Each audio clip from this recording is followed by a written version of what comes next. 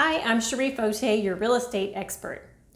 Hopefully you've watched my first steps video and you know how important it is to get pre-approved with a lender before starting your house search.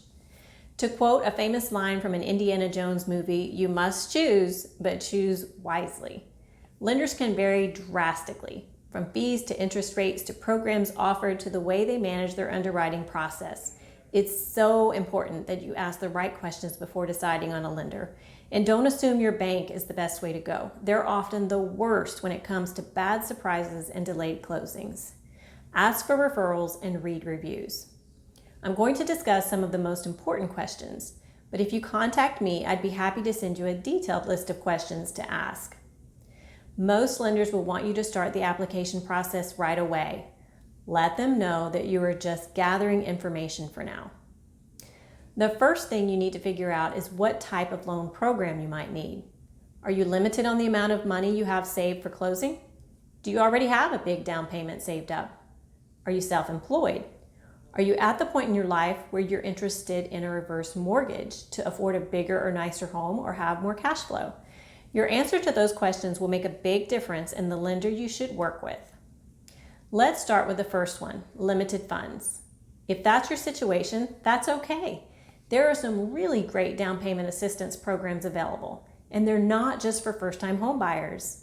Educate yourself on what's available in your area. There are probably many. If you're in the Houston area, I'd be happy to send you a list of some of the programs available here. Once you have an idea of what you're interested in, you'll need to find a lender that works with those. Not all lenders work with all programs. Talk to several and ask them what they would recommend for you. Keep in mind that these programs usually have higher fees and interest rates, but sometimes it's worth the cost to be able to buy a home and start building equity, and you may be able to finance to a lower interest rate down the road. Okay, maybe you've been saving for a while and you have a substantial down payment saved up. That's fantastic. A down payment of 20% or more can save you a lot of money. For starters, you won't have to pay for PMI, private mortgage insurance. I'll talk more about that later. You'll also get a lower interest rate, and you can probably work with a lender that doesn't charge any lender fees. So woohoo for you, great job. Make sure to keep watching so you know what questions to ask when you're interviewing lenders. Are you self-employed? Sometimes that can be tricky, especially if your business is less than 2 years old, because lenders will usually want your last 2 years of tax returns. If that's the case with you, find a lender with an alternative income verification process. Perhaps you're a senior interested in a reverse mortgage. There are many benefits to a reverse mortgage, including upsizing or downsizing while increasing your monthly cash flow.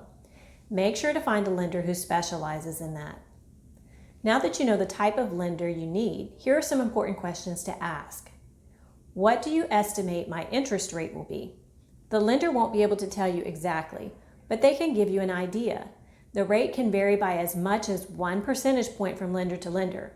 That may not sound like much, but on a $200,000 house with 10% down and a 30-year note, that's a difference of $150 a month, $1,800 a year, and almost $30,000 over the life of the loan.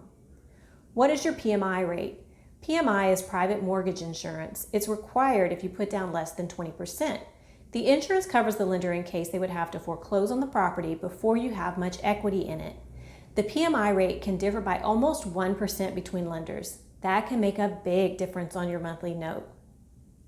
How much are your lender fees?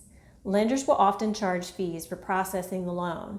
Some of their fees might include an origination charge, an underwriting fee, a processing fee, admin fee, discount points, and more.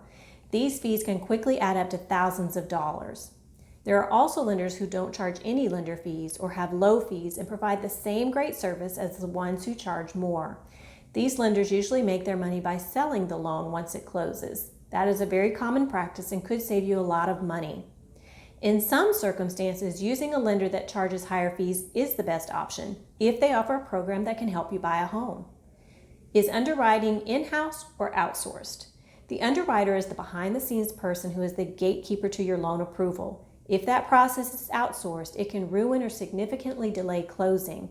It is much better if the lender's underwriting department is in-house and the processor and underwriter have a good working relationship and can get things done quickly. Hopefully, I've made clear the importance of interviewing several lenders before deciding on one. These are some of the biggest questions to ask. There are others, and I'd be happy to send you a more detailed list or to recommend good lenders who specialize in the type of loan program that best suits you.